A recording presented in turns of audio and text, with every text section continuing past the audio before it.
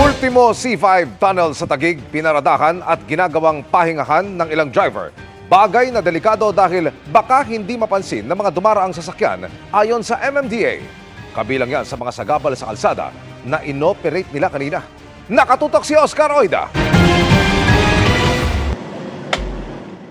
Bangketa cleanup ang ikinasa ng MMDA Strike Force sa Kalayaan Avenue, partikular sa may palengke.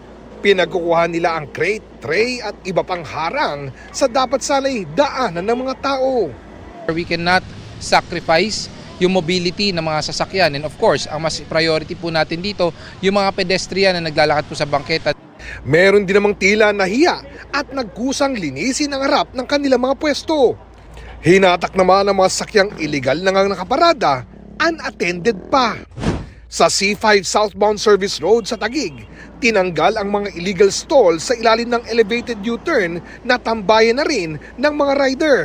Sa C5 tunnel naman, nahuli ang mga driver ng jeepney at closed van na ginawang pahingahan ang lugar. Yung van nga, naabutan pang nag-unload ng mga karga. Maling-mali po ito. Lalo-lalo mga tunnels, madilim po ito. Baka magkaroon pa po ng any road crashes or mga aksidente. May mga private car ding illegally parked at unattended sa service road. Na alternatibong daan pa naman pag rush hour. Next target, ang Chino Roces Avenue Extension kung saan pinunteriya ang mga negosyong umabot na sa bangketa. Katulad nitong car wash na sa mismong daan pa naglilinis.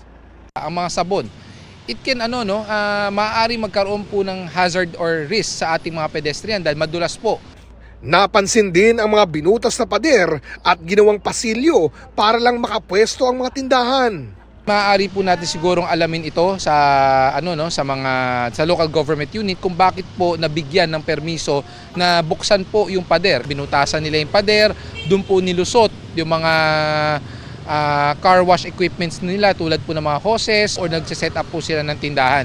Kung titingnan po natin yung orientation, hindi po dapat may bukana doon. It should be closed. That's why it's a wall, no?